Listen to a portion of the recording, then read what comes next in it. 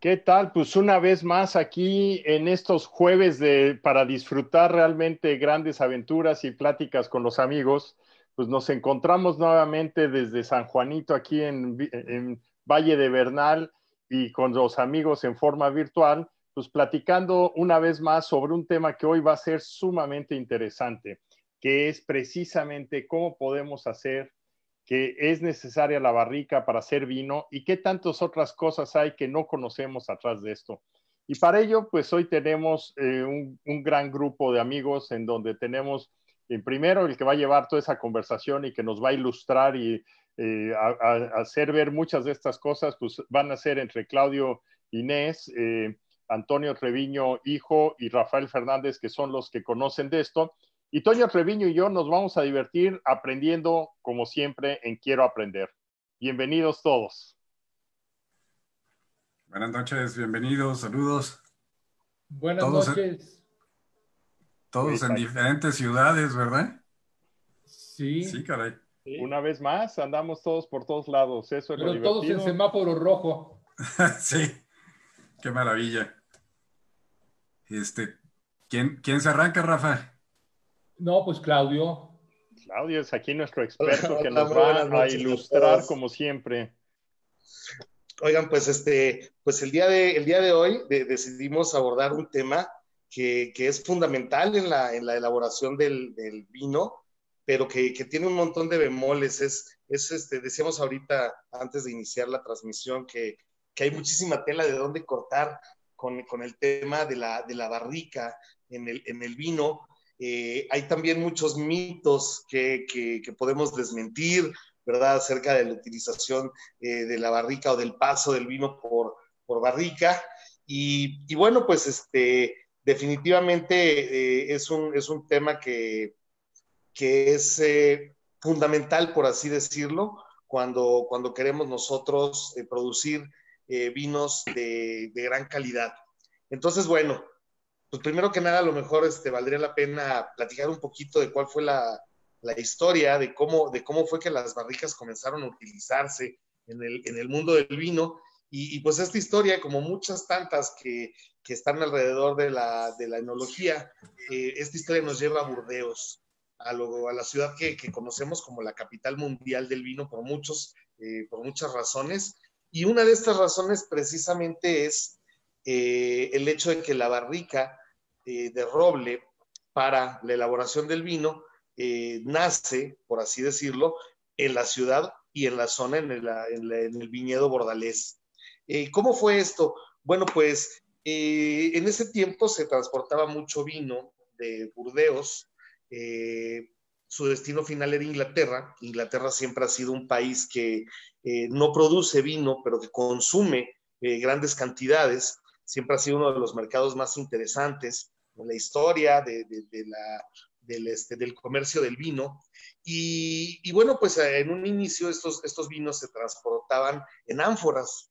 Esas ánforas que podemos a lo mejor identificar, esos enormes frascos hechos de piedra o de barro, con unas agarraderas así como forma de orejas.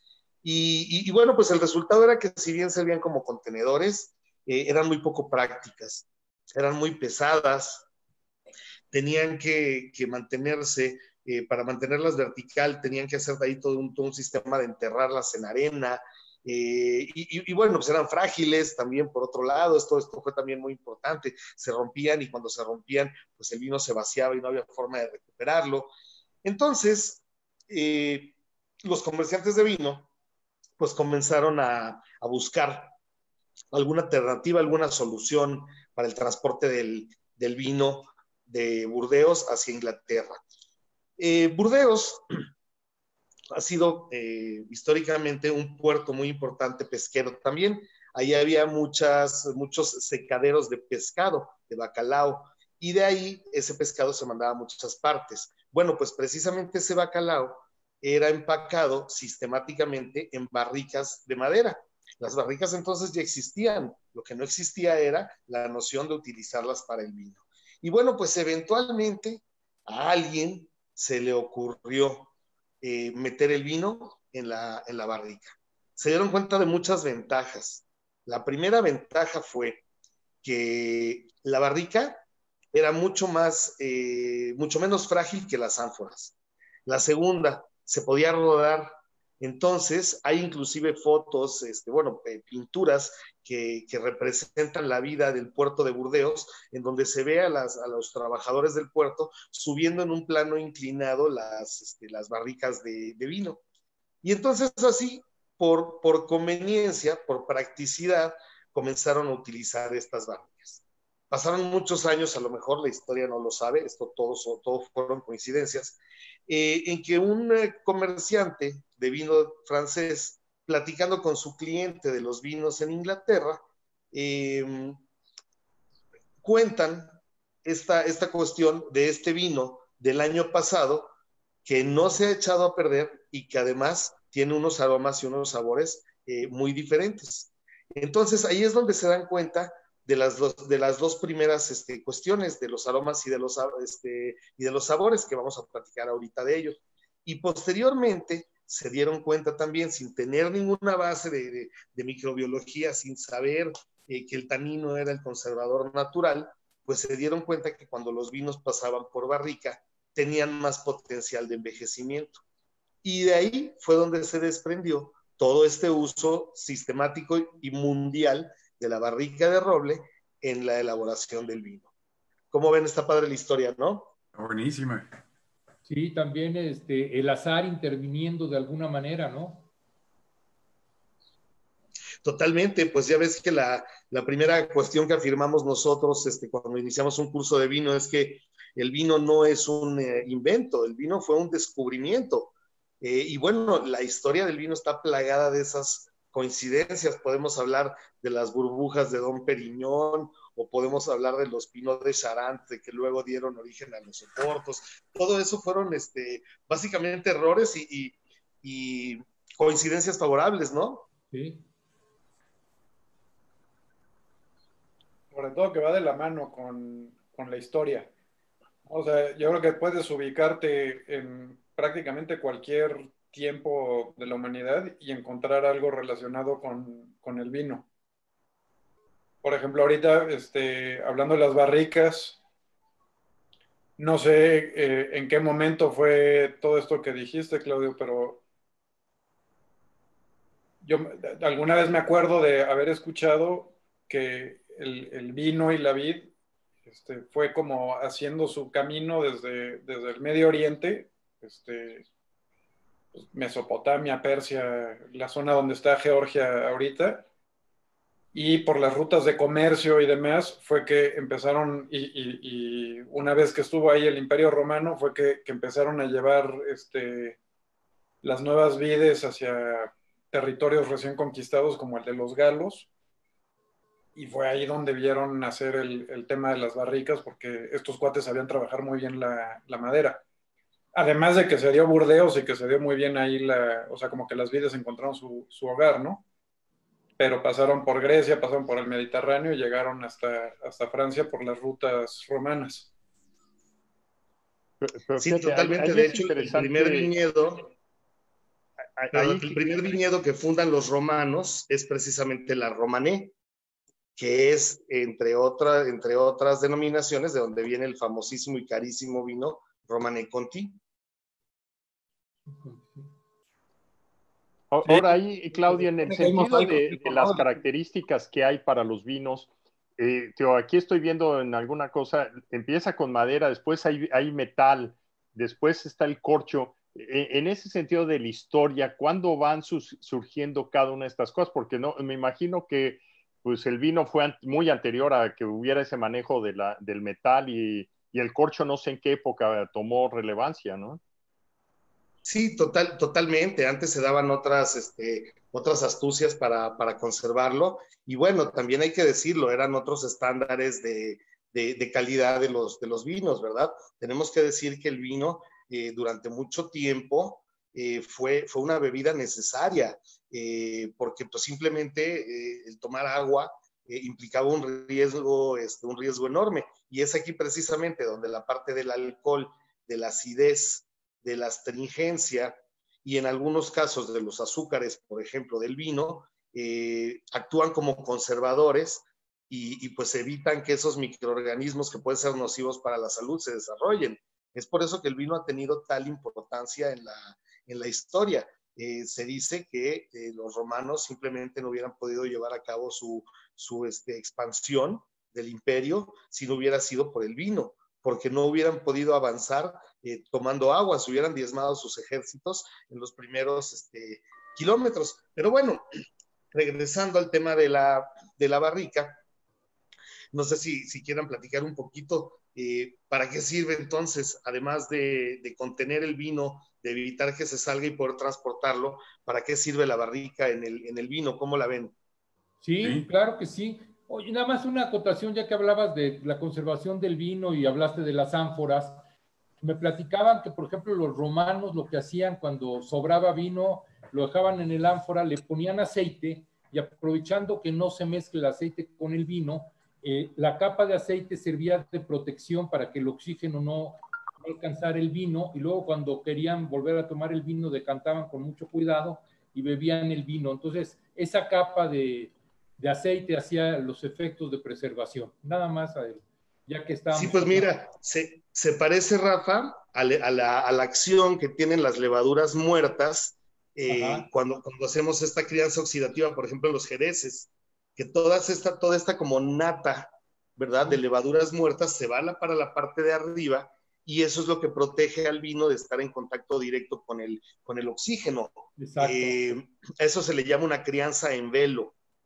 Bueno, pues es una cosa semejante lo que hacían. Pero bueno, platicando, volviendo a la parte de ¿para qué voy a meter mi vino en una barrica? Podemos decir que las barricas o la madera le aporta al vino 3 cosas principales. Una son los aromas y los olores.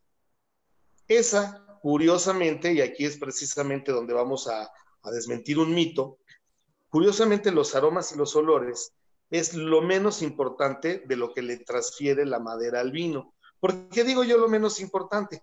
Porque bueno, pues es una cuestión puramente organoléptica, es una cuestión que puede agradar o no a las personas, pero no aporta, por ejemplo, nada en cuestión de calidad del vino. Mientras que la segunda cuestión que le aporta la barrica es muy importante y es la microoxigenación. Entonces, el roble, que puede ser francés, que puede ser americano, que puede ser de Europa del Este, es suficientemente poroso y por las aberturas, por las juntas de la barrica, de las duelas, entra una microcantidad de oxígeno y esa microoxigenación permite que el vino evolucione sanamente. Es decir, que el vino esté vivo, pero sin llegar a oxidarse. La tercera cuestión que le aporta la barrica y que es probablemente la más importante son los taninos. Los taninos, entonces, son estas sustancias que son responsables de esta sensación que te seca la boca, ¿verdad? De esta astringencia, propiamente hablando. Y estos taninos actúan como conservadores naturales y son los que permiten entonces que el vino, después de pasar un cierto periodo por la barrica, tenga un potencial de guarda más importante porque ya está adicionado con estos conservadores. Entonces, bueno, estas son las 3 aportaciones básicamente que le hace la barrica al vino.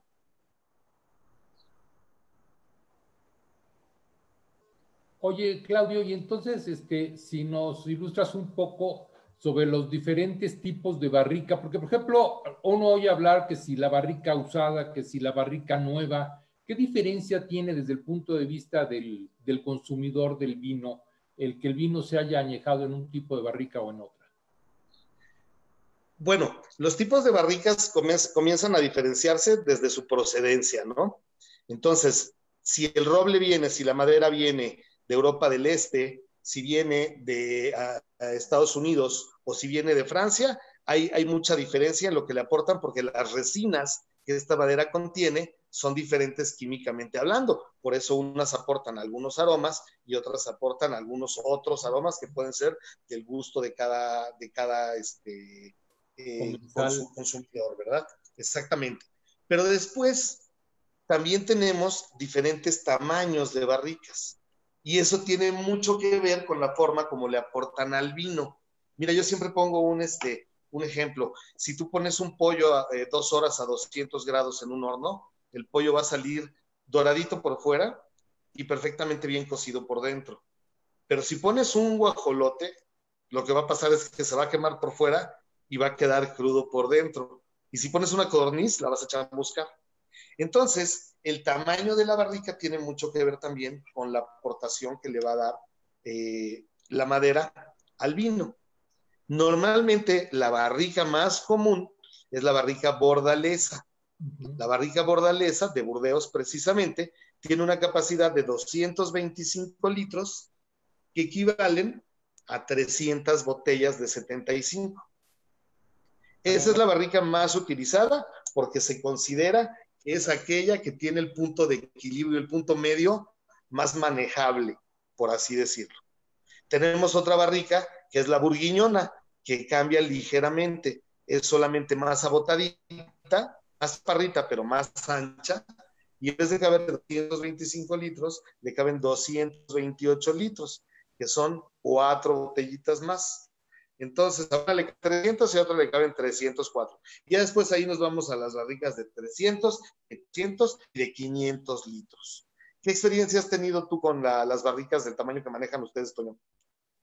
Bueno, nosotros, perdón. Alguna vez usamos unas barricas cúbicas que, bueno, igual tienen como ciertas características, ¿no? Ahí el mercado secundario para ese tipo de barricas es un poco más amplio porque las duelas, al estar derechas, se puede utilizar para otra cosa, por ejemplo, hacer pisos o muebles o lo que sea, y puedes, una vez que desechas tus barricas, recuperar algo del dinero que gastaste.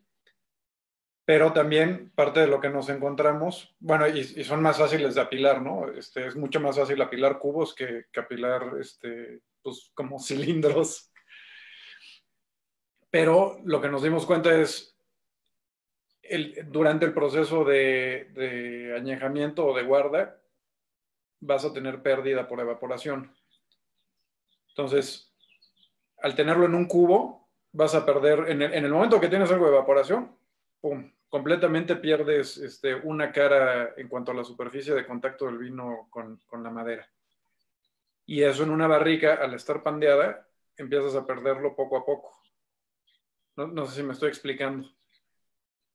Entonces, la forma que tienen las barricas, digo, además de que en la antigüedad era mucho más fácil moverlas, porque con que la estés balanceando puedes una persona sola llevársela.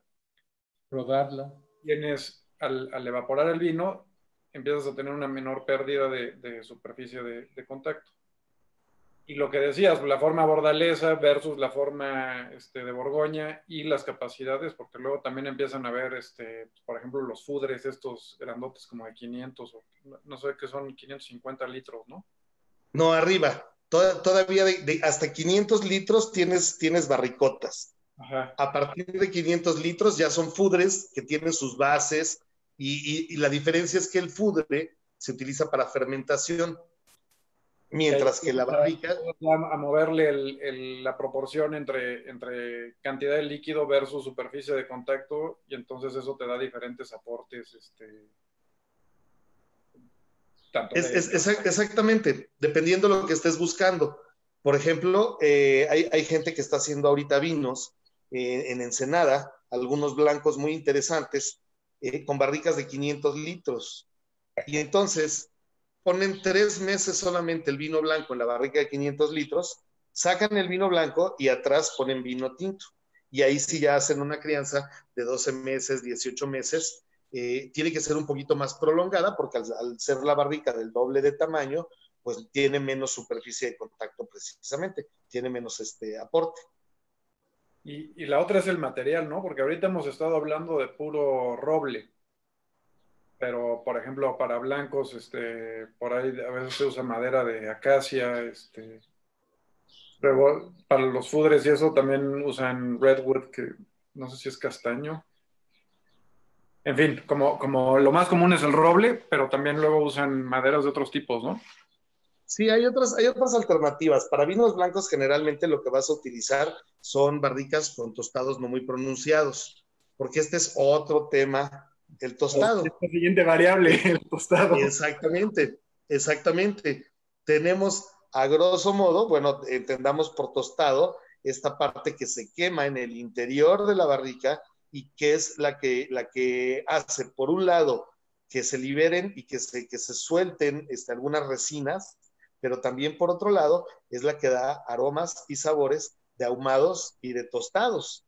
Y entonces, dependiendo del tiempo que se esté quemando la barrica, puede haber tostados que van desde ultra light, luego light, medium, medium heavy, heavy y ultra heavy. Son todos los grados. Si quieren se los digo al revés. Son todos los grados de tostado que pueden existir en una barrica. Y entonces, dependiendo del tostado que el enólogo escoja para su vino, va a ser el aporte de estos aromas pues que les comentaba, que a veces nos dan humo, que a veces nos dan notas muy amaderadas y todo este tipo de aromas y sabores. Café, chocolate, moca, caramelos. Torrefactos. Exactamente, todos los torrefactos. El tostado es parte también del accidente feliz de las barricas, ¿no? O sea, originalmente se tostaban para darle flexibilidad a las duelas y poder lograr la forma que tienen. La barrica pasa 2 veces por fuego durante su elaboración. La primera vez, efectivamente, Toño, es para poder doblarlas. Y esto se hace con 2 cuestiones, con 2 elementos. Primero el fuego, pero también agua. Entonces, al momento que se está calentando, se está rociando con agua y esto vuelve a la madera flexible y permite entonces doblarla. Si no le echaras agua y si te fallara la temperatura y la cantidad de agua y todo eso, el riesgo es que la duela se quiebre, ¿verdad? Sí. Posteriormente viene el segundo tostado, que es realmente, o el segundo paso por fuego, que es realmente donde nos vamos a concentrar en el tostado que le va a dar aporte al vino dependiendo del tipo de vino que nosotros queramos, ¿verdad? Que es como parte, digamos, de la época moderna. Hay un dato curioso también, Toño. Échale. Adelante, Claudio. ¿Se quedó congelado, Claudio? Creo que sí. Lo perdimos a la mitad. Les comentaba que hay también una cuestión curiosa. El grueso de las tablas, vamos a llamarle duelas a todas las tablas de alrededor de la barrica, el grueso de las duelas también puede variar. Lo más normal, lo más común es la de 27 milímetros, pero podemos pedirlas también de 22 milímetros. ¿Qué va a pasar con las de 22 milímetros? Pues que la microoxigenación, por ser más delgadita la duela, va a permitir más entrada de aire. Entonces vamos a tener más microoxigenación con la duela de 22 milímetros que con la duela de 27 milímetros. Si habláramos de una barrica estándar, podríamos decir entonces que sería una barrica bordalesa de 27 milímetros con un tostado medio. Ya. ¿Qué opinas tú de los tostados, Toño? ¿Qué te parece a ti? ¿Qué te gusta y qué no te gusta en los tostados?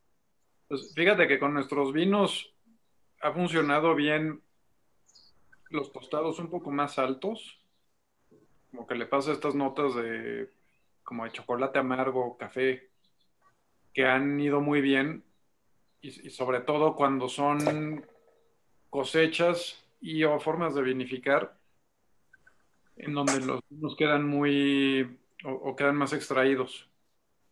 Entonces, logramos, por ejemplo, cuando hemos hecho un molido de uva un poco más duro, o sea, que hemos logrado sacarle más color y más tanino a las cáscaras.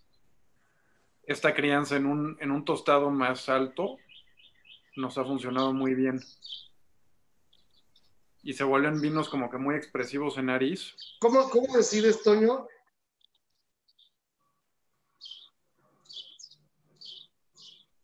Perdón, ¿cómo decides cuál de tus vinos va a ir a barrica y cuál de tu vino no va a ir a barrica? Y dentro de los que van a la barrica, ¿cómo decides cuál va para barrica nueva y cuál va para barrica usada? Pues ha sido como prueba y error. Al principio, digo, nuestra primera cosecha fue en 2013 y todo pasó por barrica nueva. Entonces fue igual, un accidente feliz. La barrica le dio muy buenas características organolépticas, pero también dominaban los terciarios. Aquí me voy a regresar un poco. Cuando hablamos de aromas en el vino, hablamos de aromas primarios, secundarios y terciarios. El primario son aromas que dependen de la fruta. El secundario va a depender de la acción de los microorganismos sobre el vino. Entonces aquí vamos a encontrar notas como de pan y cosas así que son propias de la levadura o de las bacterias. Por ejemplo, los lácteos vienen de ahí, a lo mejor de la fermentación maloláctica.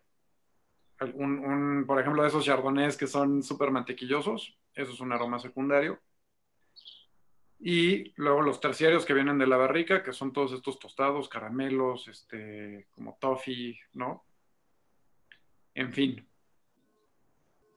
Al haber pasado todo nuestro vino por barrica nueva y al haber sido vides jóvenes, sí domina, o a lo mejor como que le ganan, ¿no? Estos tostados.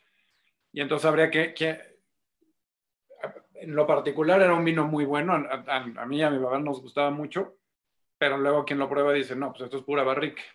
Entonces, también hay quien dice que a veces eso es como una técnica para esconderle algún defecto al vino. Entonces, al final lo que tenemos que buscar es este balance, ¿no? Respetar un poco más la fruta, que eso, luego ahí las barricas tuyas son muy buenas para eso, las debut. Y ir complementando, dándole complejidad al vino, no esconder por completo la fruta, pero sí darle estos así como de repente una vainillita o un tostadito ahí, notas de café. Te digo, a mí esto del chocolate en nuestros vinos me ha gustado mucho cómo queda. Sí, no, y de hecho tocas un punto interesante porque en realidad, y esto te lo podrá decir cualquier persona que esté en el comercio de las barricas, en realidad no existen barricas malas, no hay así una marca de barricas como tal que digas, esas son malas. Al contrario, la gran mayoría son de muy buena calidad, pero todas tienen un estilo diferente. Ahorita, por ejemplo, tú tocaste un punto interesante. La barrica Boot es una barrica que no esconde prácticamente nada, ¿verdad? Mientras que hay otras marcas de barricas que te permiten hacer lo que tú comentabas, cuando tienen un pequeño problemita, porque tampoco eso, o sea, tampoco puedes tapar todo, ¿verdad? Pero cuando el vino tiene un pequeño problemita, puedes utilizar una barrica de otra marca, puedes utilizar una barrica con un tostado más alto, puedes hacer una crianza más larga también, y de esa forma efectivamente maquillar, por así decirlo, cualquier problemita que tuviera el vino. De ahí la importancia de escoger, de acuerdo a la calidad de los vinos, el tipo de barrica que vas a utilizar, ¿no? Sí, sí, totalmente. Y bueno, digo, igual que no hay barricas malas, pues tampoco, salvo que el vino tenga un defecto, ya que esté avinagrado, que tenga TCA, etcétera, pues tampoco hay vinos malos, simplemente ya se vuelven, hay temas como de cuestión de gustos.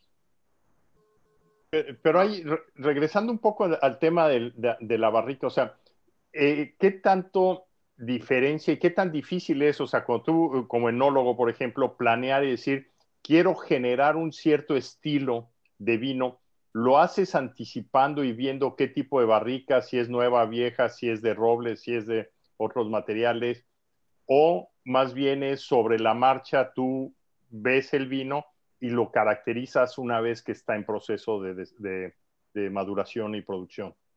Yo creo que es una combinación de ambas. O sea, como sí puedes tener cierta idea en la cabeza, pero tampoco puedes predecir el futuro, por un lado. O sea, como sí tienes que ir viendo cómo va evolucionando el vino en las barricas. Y por otro lado, pues también tienes que trabajar con lo que tienes. Entonces, a lo mejor es un año donde pues, no te dio la cartera para traer todas las barricas nuevas que quisieras y tienes que darle más juego a las usadas. Y luego viene también la parte del blend. Ya cuando vas a sacar el vino, o sea, a lo mejor no tiene que ser siempre blanco-negro, ¿no? No tiene que ser, o todo mi vino lo pasé por barrica nueva o todo mi vino lo pasé por barrica usada. Yo creo que estos juegos de combinaciones también suman a la hora de darle complejidad al vino. Entonces, pues igual le vas a meter tanto porcentaje de vino de barrica nueva, tanto porcentaje de vino de barrica de un uso o de dos usos. Digo, ahí Claudio que nos digan, pero pues ya entre el tercero y el cuarto uso, pues ya prácticamente es igual que haberlo almacenado en el tanque de acero. Y eso si estamos hablando de la misma uva de la los abolengo, allá de ahí, pues también viene el blend entre variedades. Fíjate, Toño, yo tengo una analogía que es muy curiosa, pero que explica muy bien, creo yo, esta parte de lo que le aporta la barrica al vino. ¿Se acuerdan ustedes de estas paletas de grosella de la Michoacana? Que las chupabas y te acababas el sabor y se quedaba ya la paleta dura, dura y blanca, blanca. Y bueno, pues ya traías tú todo lo rojo, ¿verdad? Todo el sabor en la boca. Bueno, pues la barrica es más o menos igual. Cuando la pasas en una primera ocasión, estos 13, 14 grados de alcohol del vino van a diluir, ¿verdad? Van a fundir ciertas resinas que se van a integrar al vino. A la segunda pasada, al segundo uso de la barrica, pues ya no vas a tener esas mismas resinas, vas a tener otras que se van a transmitir al vino. Y en la tercera, pues yo diría que ya estás como con la paleta de la Michoacana toda chupada, ¿verdad? Ya no hay nada que la barrica le pueda aportar al vino, y como tú dices, es más un almacenaje en barrica que una crianza en barrica, ¿verdad? Sí, totalmente. Bueno, y eso, y además he visto, por ejemplo, que, digamos, por un lado es el vino como jalando las propiedades de la barriga, como explicas. Y por otro lado es también el vino dejando una capa en la barrica, por ejemplo, digo, tanto de los sólidos que están todavía en suspensión que se precipitan, pero luego también se cristalizan, por ejemplo, se llama bitartarato de potasio, y se van formando como cristalitos alrededor de la barrica, y eso para el siguiente uso pues también va a ser más difícil. Si de por sí ya le había sacado lo fácil, ya luego también eso va a impedir que pueda seguir extrayendo esa propiedad. Oye, pero también yo creo que es una cuestión, obviamente, de calidad, pero también de moda, ¿no? Rafa, yo sé que a ti te ha tocado probar muchos vinos españoles. Sí. ¿Por qué no nos platicas, Rafa, cómo es este romance entre los españoles y el uso de la barrica de roble para el vino? Porque estarás de acuerdo, son probablemente de los países en el mundo que más busquen la parte de la madera en el vino.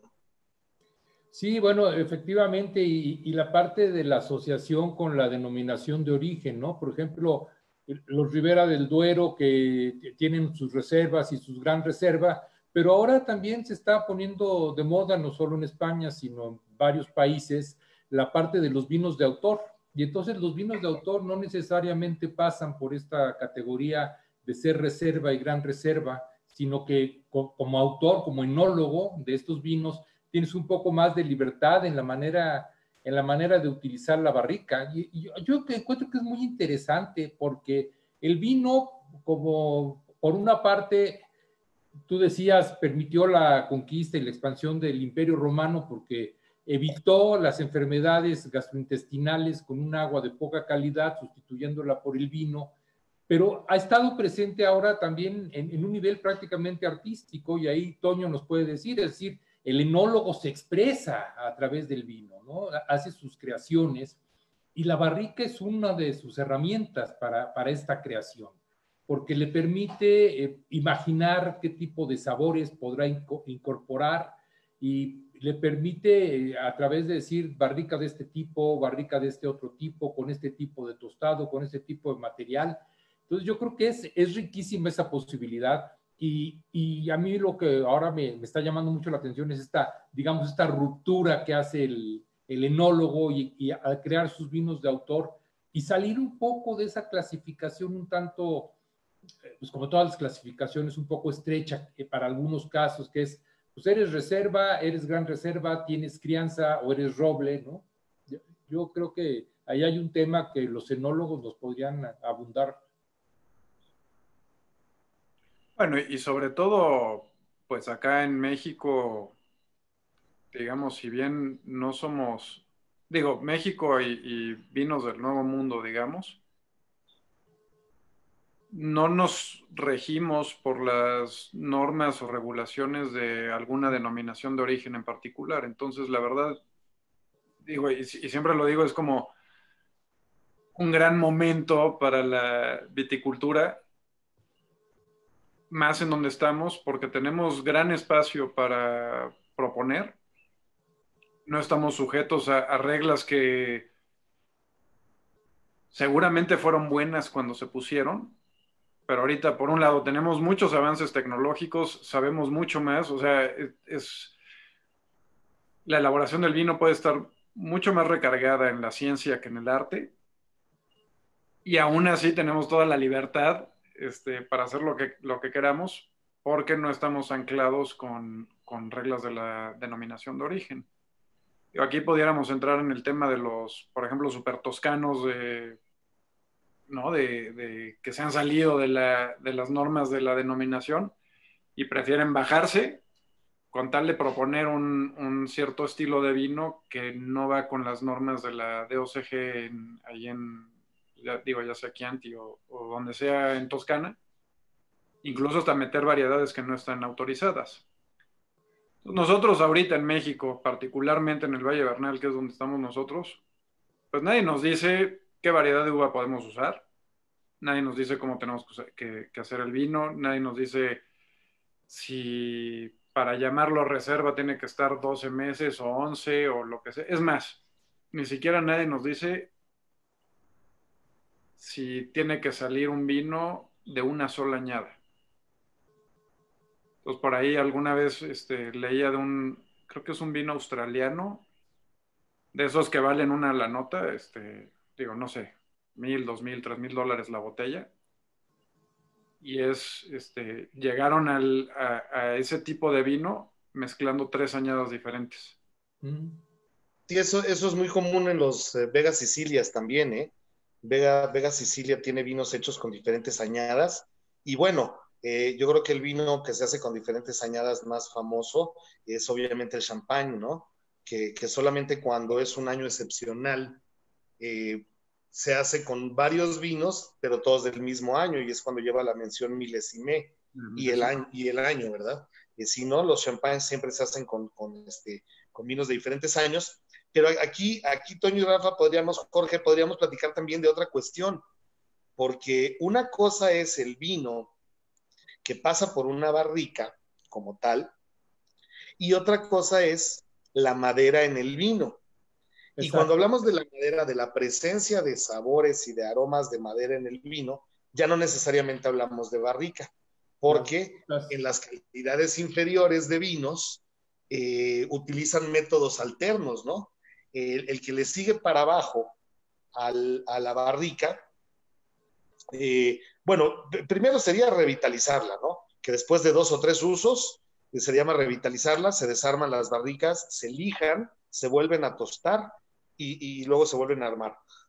Pero, pues, si ya no existen las resinas, es difícil extraérselas. Entonces, no es una solución muy, muy viable, aparte de que no es barato y hay pocas personas que lo hagan, sobre todo en México.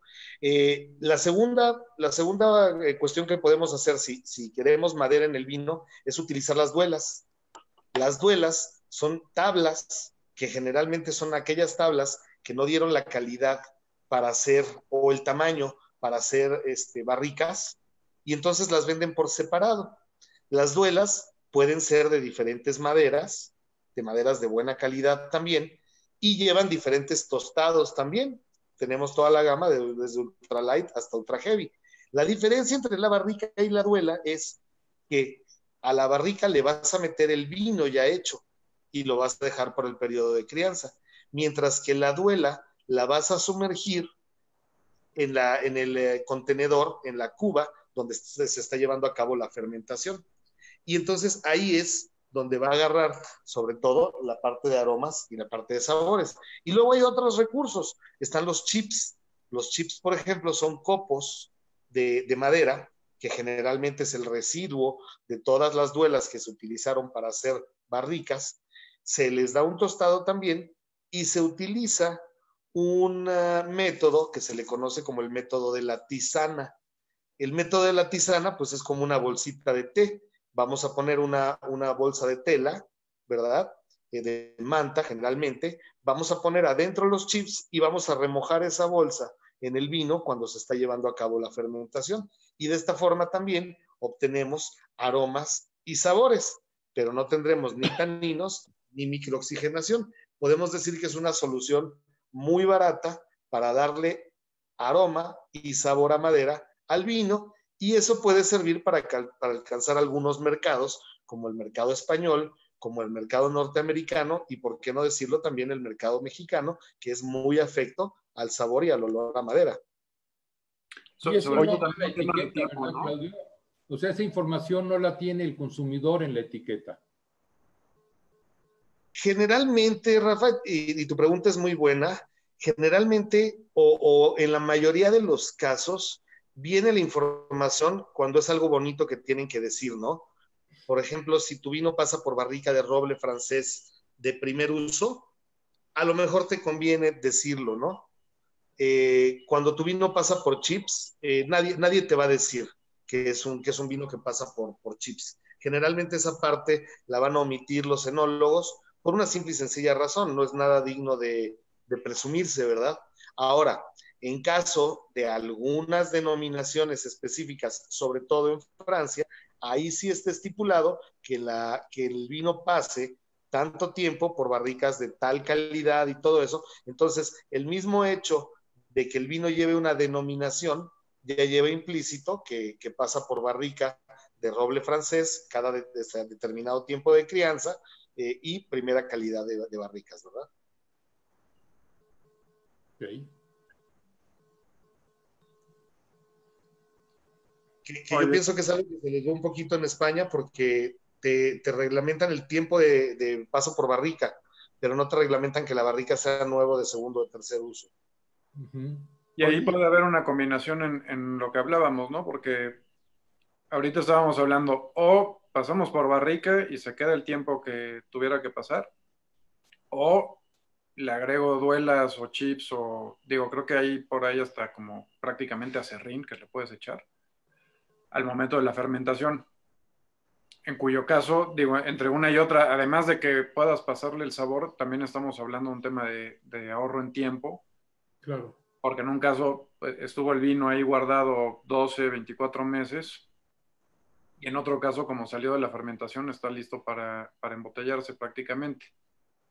Pero, ¿qué pasa, Claudio, si el uso de la duela es nada más, digo, ya tienes la barrica, ya cumplió sus usos, ya no le va a aportar, o sea, a lo mejor es una barrica que usaste ya 3 o 4 veces, pero es una barrica que ahí tienes.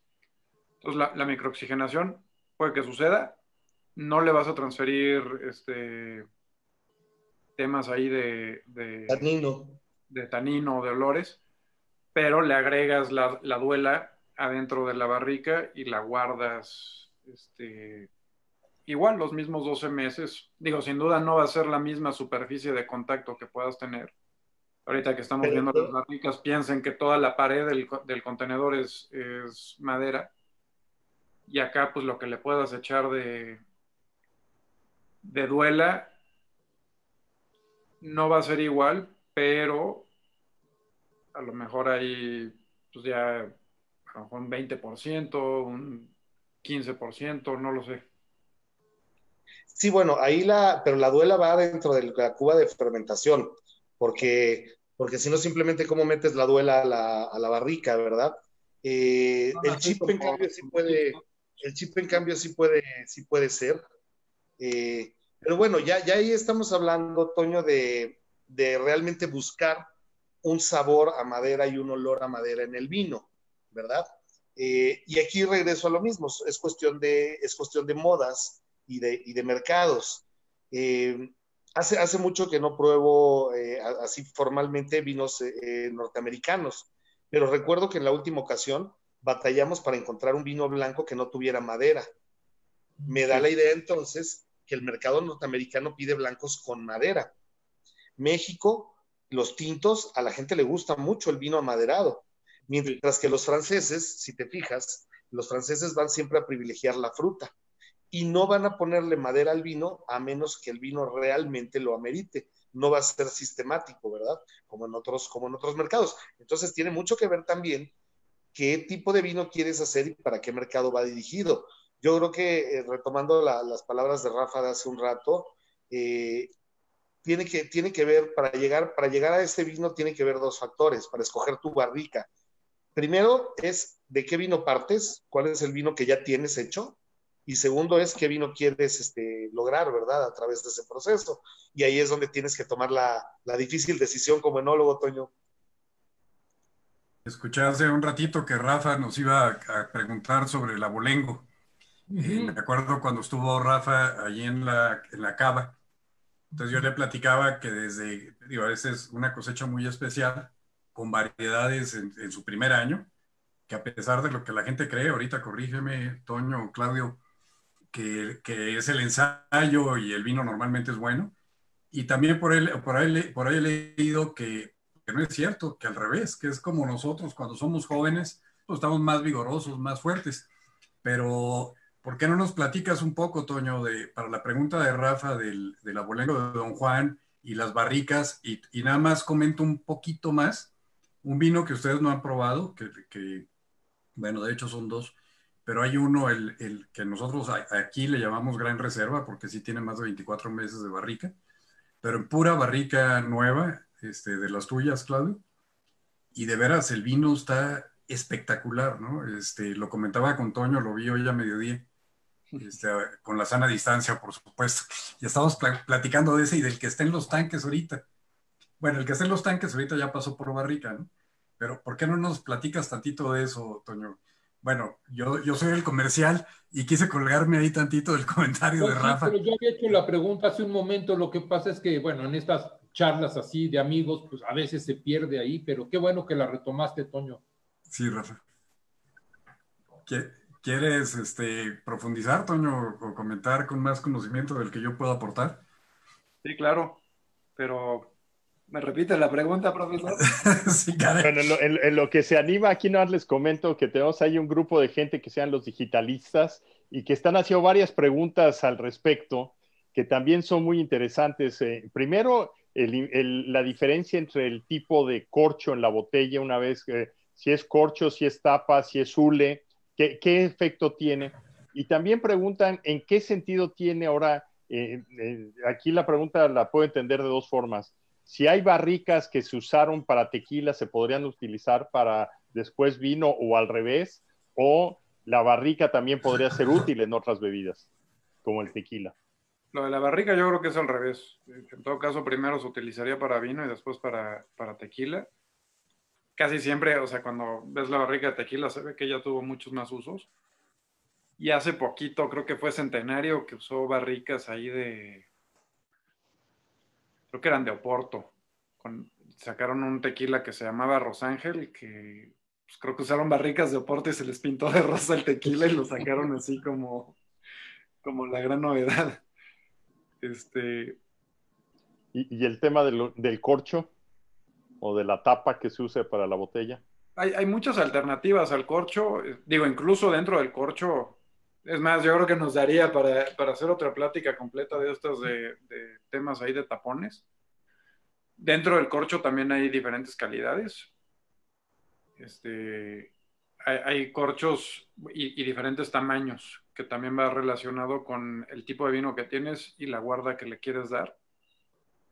También ahí es un tema de microoxigenación, como veníamos platicando, porque el corcho va a dejar pasar cierta cantidad de oxígeno hacia el vino que ya está en botella y también va a evolucionar. Ahorita yo me estoy tomando uno de los de 2014, que ya tiene bastante tiempo en botella y que el tiempo le ha venido súper bien.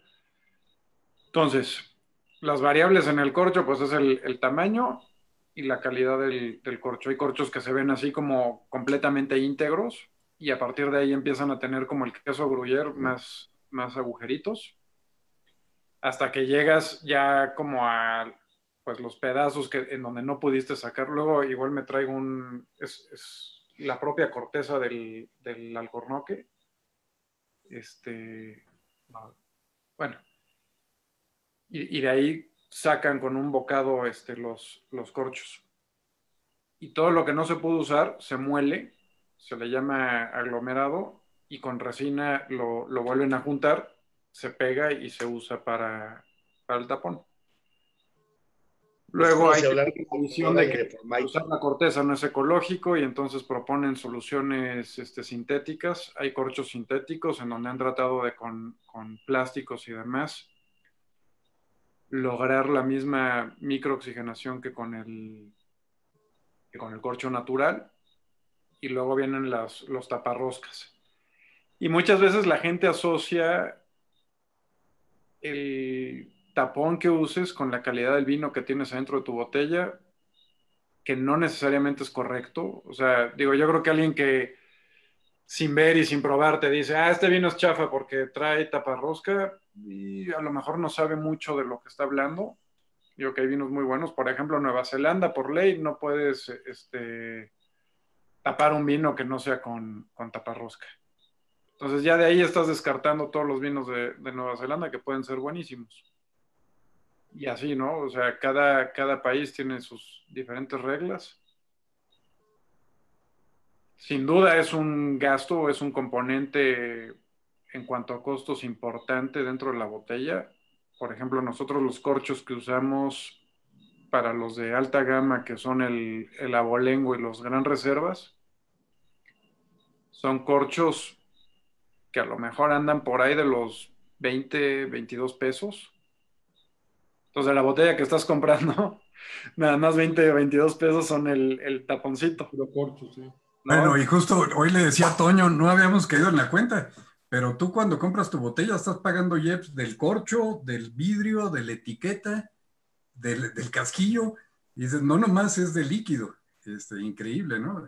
El IVA, pues bueno, ya lo tenemos más que descontado, pero bueno. Ahora sí, si retomas la pregunta del abolengo para que Rafa no me regañe. No. Voy a terminar nada más el comentario. Si me voy al otro lado y estás queriendo comprar un vino barato, con esta información, pues igual pregúntate, ¿no? ¿Cuánto costó el vidrio? ¿Cuánto costó la etiqueta, el corcho, el casquillo? Y entonces, ¿cuánto le estás dejando al líquido que te estás tomando? Entonces, pues, no, ahí lo dejo para quien le dan los gastos de distribución también. Sí. Bueno, oye, no, la pregunta que yo hacía sobre los abolengos cuando estábamos hablando de los tipos de barrica, y entonces, ¿cómo escoges la barrica? Decía Claudio. Yo te decía, bueno, en el caso de los abolengo, ¿cuál ha sido el proceso de selección para las barricas? Pues los abolengos son relativamente nuevos. Tenemos nada más una añada, que fue la de 2016, que para nosotros fue una muy buena añada. Bueno, y de ahí para adelante.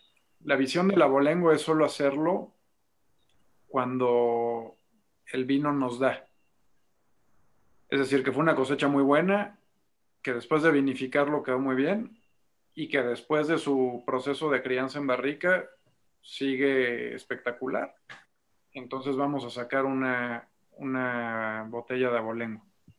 Y no está casado con una variedad o con un año. Si el año no nos dio, o sea, si fue una cosecha que a lo mejor no logramos que el vino fuera así excepcional, pues será un año en donde no tendremos abolengo de Don Juan. O sea que primero es el vino y luego, primero es la barrica y luego sabemos si se llama abolengo o no. Sí, y justo fue así como lo decidimos, ¿eh? Fue, incluso lo comentaba mi papá, fue el ensayo de nuestra tabla de tempranillo. Tenemos solamente 1 hectárea ahorita. Bueno, acabamos de plantar otras 2, pero en ese entonces fue el ensayo de la hectárea que habíamos plantado 4 años antes y nos dio para 3 barricas. Entonces lo pasamos igual, digo, con la experiencia que tuvimos con el Malbec en 2013, lo pasamos por barrica nueva y eran 3 barricas que estaban ahí en el rincón y que fuimos ahí monitoreando, probándolas de vez en cuando y llegamos a que el vino estaba muy bueno y dijimos, es que no podemos ni hacer un gran reserva porque está mejor que el gran reserva. Y fue entonces que dijimos, bueno, saquemos esta línea Abolengo de Don Juan, que no necesariamente va a tener continuidad. Una de las quejas luego de la gente que más o menos ahí le sabe al tema del vino y demás, es que el vino mexicano no tiene continuidad. Pero yo no creo que sea necesariamente cierto. Pues será cierto a lo mejor en ciertos niveles, pero incluso los grandes chateaux franceses, cuando el vino les da, hacen un Premier Cru. Si no les da, sacan un Village o sacan o sea, hasta llegar a la pensión. Y bueno, ahí tú lo decías en alguna de las otras charlas, ¿no? En el caso del vino manda la naturaleza, o sea, y ahí no hay nada que hacer, ¿no? Te llovió, no te llovió, llovió mucho, llovió poco, hubo sol, llegó tarde, todo eso, pues en realidad son las variables que no dependen del enólogo y por eso tienes luego tu lista de qué cosechas son buenas, de qué tipo, ¿no? Totalmente. Ahora, puedes haber tenido una cosecha espectacular y haberlo echado a perder en bodega. No, también pasa, pero no, ahora que estuvimos en diciembre ahí, Jorge y yo, en San Juanito, tuvimos la oportunidad de probar el abolengo, ¿te acuerdas, no, Jorge? Absolutamente, es rico sacarlo de la barrica. Sí, ahí estuvimos, por cierto, haciendo el maridaje con la pizza. Es una delicia. Sí, ya extrañamos eso, Rafa. Ojalá pronto podamos regresar y estar por allá. Sí, ya tenemos muchas ganas de ir y entonces habrá ya el gran reserva seguramente también. Sí, ese ahorita ya está embotellado, ya tiene etiqueta. De hecho, ya ganó una medalla, ¿no, Toño? El Gran Reserva Syrah, antes de salir al mercado. Y bueno, ya lo tenemos. Pues ahí cuando haya oportunidad y ustedes gusten, lo probamos aquí en el programa también. Y lo Sí, sí, podemos comparar con los otros, ¿no? Con el Abolengo o con el Malbec. sí, yo creo que estaría bien, hay que ir pensando bien cómo hacemos el esquema de poder ofertar, porque yo estoy seguro, Jorge, tú lo verás mejor que yo ahí con la gente que va en el chat, yo estoy seguro que hay mucha gente que está siguiendo la emisión y que dice, oye, pues yo también los quiero probar, entonces habría que poner a punto un mecanismo de entrega a domicilio y aquí está el paquete y decir, bueno, el siguiente jueves vamos a comparar el Abolengo con el Gran Reserva. Y Sí. y hacemos el envío. Bueno, hacen ustedes el envío porque nosotros no somos metiches, pero Sí, Rafa. No, Nosotros sí, hacemos el envío y ustedes lo reciben. ya hace como un Yo mes, apuntado Jorge. desde aquí, ustedes hacen mándenme el envío y yo lo recibo. Oye, hace como un mes nuestro profesor Jorge Zavala nos jaló las orejas, ¿no? Porque entró a la página y me dice, oye, tienes broncas de seguridad y no sé qué, ya ves que es casi hacker, Jorge, en el buen sentido. Quítale el Pero casco. sí, hemos ido avanzando, la página está funcionando, la gente está haciendo pedidos. Qué bueno. Sí está jalando. No hemos resuelto 100% el tema de las entregas, pero en muchas de las ciudades estamos ya entregando bien. Y coincido, la parte que también hemos tratado de desarrollar es poder mandar paquetes con comida. De Sí, hecho, hoy hablamos con un distribuidor que quiere mandar cochinita pibil con los vinos, etcétera, ¿no? Entonces, sí, y por eso estamos aquí en el programa, porque queremos aprender. Entonces, seguimos aprendiendo, sí va mejorando. Ojalá pudiera mejorar más rápido, pero son muchos factores externos que no podemos controlar, hasta la misma selección de nuestros proveedores para el reparto. Pero sí va funcionando, la parte de pagos ya está funcionando, en fin, yo creo que sí hemos avanzado bastante. La la otra vez platicábamos de esto sin ser muy específicos, pero cuando esto termine va a ser un nuevo canal adicional a los canales que ya existían, ¿no? Oye, y nos preguntan aquí en el chat precisamente que dónde lo pueden comprar. Aparte ya está puesta la liga ahí de sanjuanito.com en el Club San Juanito, pero adicionalmente, ¿dónde más está disponible? Bueno, digamos, en el mundo terrenal de ladrillos, está en Costco, está en las europeas, está en algunas castellanas. Liverpool ya va a abrir nuevamente. Bueno, estaba antes, nada más que los Liverpooles están cerrados. Ayúdame, Toño, que tienes mejor memoria, pero hay bueno, en H-E-B en el norte del país, bueno, de Querétaro para arriba. ¿Y qué otras tiendas, Toño? Bueno, yo creo que ahorita pues el tema es el de la entrega a domicilio, entonces quien esté en la Ciudad de México, Rappi, ahí tenemos un botón de vino mexicano que funciona las 24 horas, te entrega el vino en tu casa y de bolón. Y está también Vid Mexicana, que también tiene el tema ahí de delivery. Ellos llegan a todo el país y también lo tenemos en Amazon. Y por supuesto el Club de Vinos, ¿no? Que digo, si bien ahorita tenemos el envío sin costo en Ciudad de México, Querétaro, Toluca y Metepec, estamos llegando a todos lados ya con el respectivo costo de envío. Bueno, y no mencionaste Tequisquiapan, que de allá es Rafa. En Sí. Tequisquiapan estamos entregando también a Ahí domicilio. jugamos de locales. Ya ahí somos locales. Sí, y luego, por ejemplo, ahorita me estoy acordando, hay unos buenos amigos allá en Bernal y otros en Querétaro que con todo esto igual montaron un negocio para entrega a domicilio y venta de vino, que pues, no son los grandes nombres como Liverpool o H-E-B, pero están haciendo las entregas. Pues excelente, pues yo creo que ha sido una conversación más que extraordinaria. Realmente es algo que queremos aprender muchas cosas nuevas. El tema del corcho te lo anotamos, Toño, para que lo platiquemos en futuras entregas. Y pues la verdad es que esto es algo de lo que queríamos realmente experimentar. Entonces, hay muchos temas. El vino no solamente es la uva, sino todo lo que viene alrededor de la uva. Y pues les agradezco mucho esta conversación. Toño, Claudio, que ahorita ya tuvo que salir, y pues Rafael, gracias por todos los comentarios. Estamos pendientes para la próxima semana. Perfecto, Jorge. Consideren, ahorita que decía Toño, acabamos de plantar 6 nuevas hectáreas. A lo mejor sería interesante para la gente también, los que quieran aprender cómo montar un viñedo desde cero, y yo que tenemos varios videos de cuando es el tractor, etcétera, ¿no? Y Rafa Garza que nos explique también, ¿no? Sí. Fíjate que sí. esa sería una buena sesión, ¿eh? Podemos proyectar el video. El video dura como 20 minutos. De cuando, digo, son como clips tomados así con el celular en las diferentes fases de cuando echamos a andar el viñedo. Entonces, desde que no había nada hasta que, pues hasta que estaba el viñedo puesto y podemos irlo comentando. Sí, padrísimo. Pues esperemos que sí, ahí estamos anotados. Y yo ya aprendí a hacer pasta de pizza y me sale ahora el queso fondue con camembert envuelto en masa de pizza, así que para que me presten el horno de leña y lo hacemos la próxima vez por allá. Wow, qué rico. Bueno, ya que nos dejen salir. Sale, pues un gusto y estamos en contacto. Muchas gracias, buenas noches.